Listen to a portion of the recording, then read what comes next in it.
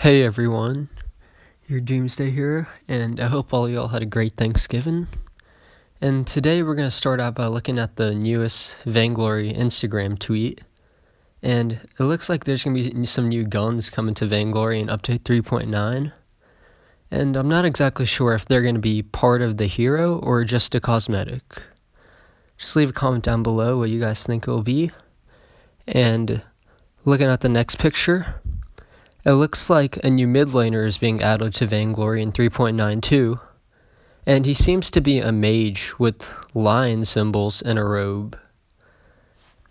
And now we're going to continue on to the top 3 heroes of each role.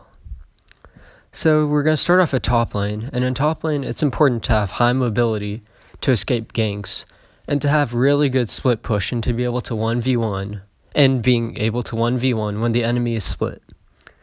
So, for number 3 in top lane, it's Reza. The build for Reza is Serpent's Mask, Tension Bow, Tornado Trigger, Slumbering Husk, Aegis, and Journey Boots. Reza's high mobility makes him number 3 for the best top laners. Weapon Power Reza has started to rise up in the meta when it was first used in VPL. His insanely high mobility allows him to split push, and the second you see the jungler split from the enemy bot laner, you could use your abilities to capitalize on an isolated target. During the early game, make sure to farm until you buy your first item and hit your power spike at level 6. The Serpent's Mask on Reza allows him to solo objectives such as Ghostwing and Blackclaw, all by himself if the enemy is not paying attention. During mid to late game, Weapon Power Reza starts to fall off because his damage gets reduced. Therefore, to make up for the loss of damage, you need to start split pushing more across the entire map. If you split push, the enemy will have to send 1 or maybe even 2 people to try and stop you. This will allow your team to capture important objectives like Ghostwing and Blackclaw when the enemies are coming to contest you, taking the turret. For number 2 in top lane, we have Jewel. The build for Jewel is Spellfire, Frostburn, Shatterglass, Broken Myth, Aegis, and Halcyon Chargers. Jewel has been recently fallen off the meta, but has been starting to rise back up to the top because of her ultimate in teamfights and laning phase. Her ultimate can turn the tide of battle around in seconds by clearing minion waves and melting opponents as it allows her to hold turrets with ease and deal massive amounts of damage. Her ultimate is also fantastic at stealing objectives. She is an incredible late game hero. Try to farm and hold the turret as long as possible, and you can even use your ultimate to clear minion waves if necessary. Rotations to gank or catch the enemy at a position and secure the CP buff are also helpful. Try to use your ultimate in a teamfight when the enemy is not suspecting it. If you use it in a choke point, the entire enemy team can be melted by one ultimate. Be on the lookout for a video on how to use choke points to your advantage. Now for number 1, as Weapon Power Arden. Arden's strong punch with his B ability, Blood for Blood, makes him an incredible top laner and allows him to 1v1 every bot laner. He is able to sustain the wave and run away from the opposing bot laner and jungler if needed. In the early game, you just need to secure your CS. During the mid game, once you get at least 1 item, he hits his power spike at level 6, and you also get your gauntlet, which is when you want to try and force fights. He excels at starting fights and using his Blood for Blood on anyone caught in his gauntlet stun. During the late game, the war treads allow him to be tanky enough for a frontline and engage with ease. Make sure to check out my secret Weapon Power Arden trick video, which I left a link to in the description, that teaches you how to pretty much 1v1 any single hero easily as Weapon Power Arden. And the build for Weapon Power Arden is Sara Blade, Tension Bow, Tornado Trigger, Slumbering Husk, Aegis, and War Treads. Now we're moving on to the captain role. For the captain role, it's important to have heroes with high crowd control or stuns, since they're usually staying in the mid laner and try to help their mid laner get ahead. For number 3 spot, we have Lorelei. The build for Lorelei is Fountain, Crucible, War Treads, Clockwork, Capacitor Plate, and Rook's Decree. Her A ability, Fish Food, is fantastic at pressuring the enemy mid lane and support while staying healthy, which is why you upgrade it first to get the increased range. Her B ability, Splashdown, slows down enemies and speeds up allies in it, which majorly influences teamfights, since it could slow down the entire enemy team while speeding up your own team. During the early game, make sure to play aggressive and use your A ability on multiple targets. Stay close to your mid lane and try to snowball and get ahead. During the mid-game teamfights, use your ultimate water wall while standing inside a pool to pretty much double the barrier and to protect a tank or carry. Continue snowballing throughout the late game and push to take down the Vayne Crystal. At number 2, we have Churnwalker for captain. The build for Churnwalker is Fountain, Crucible, War Treads, Atlas Pauldron, Pulse Wave, and Rook's Decree. Churnwalker's damage sharing and his pull and stun make him great for almost every single situation. Make sure to hook anything you can, as the more targets that are hooked, the more damage Churnwalker will do. In the early game, play aggressive and hook the enemies in surrounding jungle to deal more damage. Churnwalker is great to clear rotations with, as he has high damage since he is able to hook onto multiple targets at once. The best way to start teamfights with Churnwalker is by hooking at least 1 or 2 enemy heroes. Then use your B ability pull to make them out of position and more vulnerable and open an opportunity for your teammates to then continue to engage onto them. Then you can go on to try and hook as many opponents as you can. You want to try and keep as many hooks as possible at the same time to get more shared damage. And it is best not to use your ultimate until the enemy is running away or you need to save a teammate, since the ultimate will break the chains and therefore stop the shared damage. Churnwalker's ultimate also allows you to choose where you land. This is a great time to land a good Atlas Pauldron since you can move anywhere you want.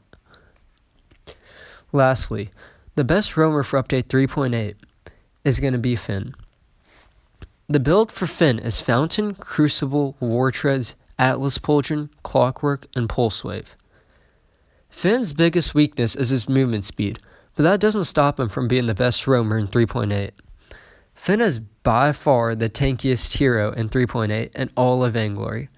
Currently, most compositions have a super tanky frontline and a high damage dealing backline. Finn's A ability is a great stun and area of effect damage, and even deals a lot of damage. At level 8, any targets in his Quibble will be stunned. His polite company is extremely good for blocking enemy area of effect. Finn's Forced Accord is good for starting fights or protecting squishy enemies, and for using Atlas Pauldron on multiple targets. First, you want to try and bait out the Crucible with the first ultimate, and then when the teamfight starts, use the second ultimate, which has a shorter cooldown than Crucible, to pull the enemies. A very unique technique that's really underrated with Finn is if the enemy has only one Crucible, you could buy a Null Wave. This will silence the enemy captain if you use it on him, making it impossible for him to block your ultimate. Next, moving on to the bot laners, we're looking for someone that has a high damage output, yet good sustain. So, for bot laners on number 3, we have Idris. The build for Idris goes Sara Blade, Bonesaw, Tornado Trigger, Husk, Aegis, and Journey Boots. Idris is a unique bot laner because he has melee instead of the normal range. However, do not let this fool you. He could deal just as much damage, and if not, even more damage, than other ranged heroes. Idris excels in skirmishes by being aggressive. His A ability Dash allows him to get a large barrier, which helps him be tankier and gives him an empowered attack. His ultimate ability allows him to stick onto any squishy target and melt them with ease. Bonesaw allows him to ramp up damage as the teamfight goes on. Overall, his mobility and ability to stick onto targets allows him to be one of the best top bot laners. Coming in at number 2 for the bot laners, we have Kinetic. The build for Kinetic is Sorrow Blade, Bonesaw, Tornado Trigger, Husk, Aegis, Journey Boots. Kinetic is a popular bot laner because she is easy to play and can deal lots of damage, while she has really good disengage and engage too. Kinetic's A Plasma Driver allows her to ramp up damage like crazy. Once you get all 4 stacks on her perk, she could take on pretty much anyone in a fight, and you could use her ultimate to deal a last burst of damage. Your B dash can be used to either go into team fights, dodge abilities used at you, or to get out of team fights. Once Kinetic gets ahead, she is one of the hardest laners to deal with because her A Plasma Driver stuns the enemy once the B ability is overdriven to max ability, and the damage just keeps on coming. Finally, at number 1, we have the newest bot laner, Silvernail. The build for Silvernail is Sorrow Blade, Bonesaw, Tornado Trigger, Husk, Aegis, and Journey Boots. Silvernail is by far the most obnoxious laner to go against. His perk allows him to basic attack twice and deal a ridiculous amount of damage. In addition to that, Silvernail's CC, or crowd control, is insane.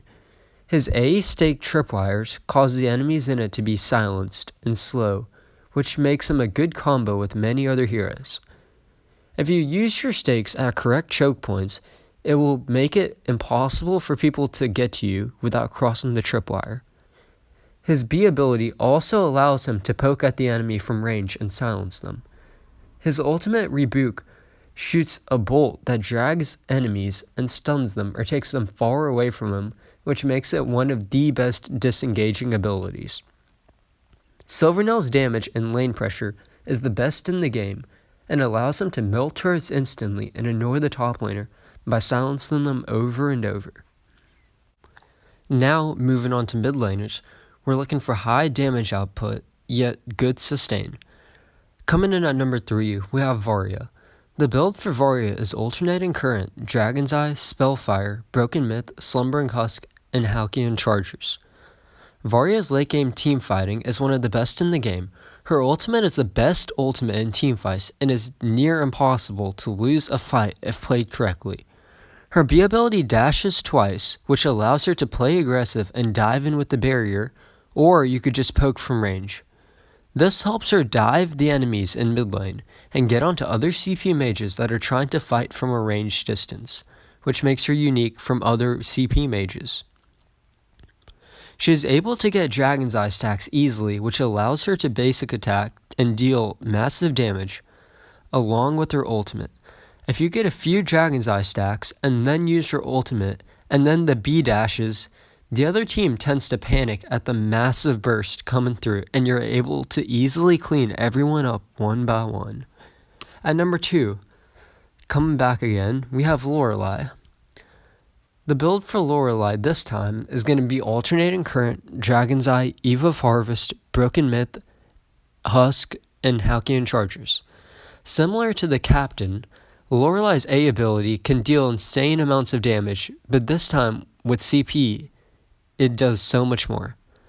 With her B ability Splashdown, her basic attacks deal increased damage and cause her to be super mobile and chase down slower targets like Finn and Baron with ease. What is different about Lorelei is the amount of sustain in her kit. With an Eve of Harvest and her ultimate, she is able to practically have a second life and get out of a sticky situation and turn a teamfight around. At number 1, we have the return of CP Vox.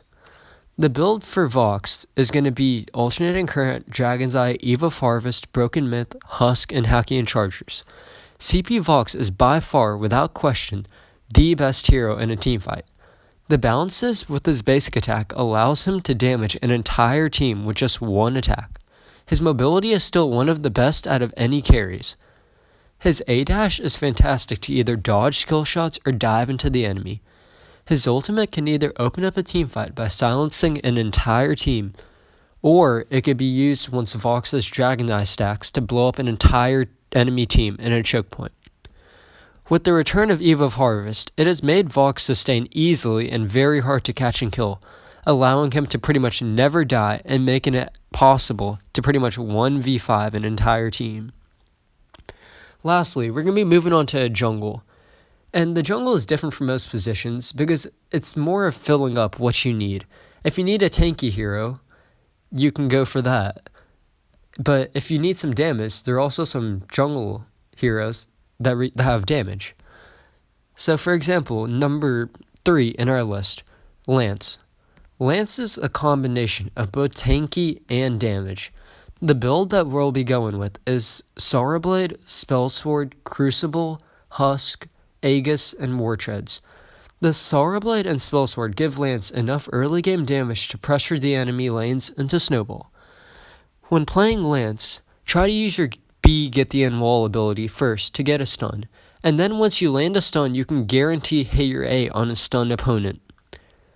As Lance moves into mid-game, Crucible will help take the pressure off your roamer and help him block 2 ultimates if necessary. Lance builds full tank moving into the late game to help frontline for his team. Thanks to a Spellsword and short cooldowns, he becomes an unstoppable crowd control machine, setting up plays for the carries to execute. At number 2, we have Yates, and he takes the spot as the second best jungler. The build for Yates is a little different. It's going to be going Journey Boots, Pulse Wave, Aftershock, Crucible, Atlas, and Rook's Decree. This is a bit of a more tanky build, and Yates' high mobility with the Journey Boots helps him position to pull enemies to their death with the Yates pull. His high damage along with his carries sets his team up for easy kills and invades. Yates can also pull enemy treants such as the CP buff away, making them great for invading. During the early game, make sure to rotate around the mid and bot lane, trying to pull any unsuspecting victims. When Yates scales into mid game, he could teleport anywhere onto the map. Make sure to constantly watch the map for desperate allies in need. During the late game, try to land on as many targets as possible and unleash your B overwhelm, stunning as many foes as possible. In addition, any allies caught in the Iron Mandate ultimate will receive a temporary barrier.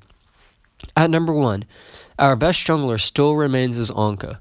The build for Anka will be Spellfire, Shatterglass, Broken Myth, Husk, Aegis, and Hakion Chargers.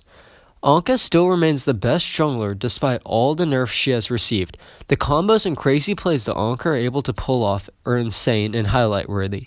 Even though at first Anka's jungle clear speed may seem slow, the Spellfire makes it easier to clear it. With Anka, you just need to wait until there's an opening to go into the enemy backline. The second you see the opening, you use your A ability and then blink to the opponent to get onto them. And then you could use your B ability Shimmer Blade, to deal mass damage.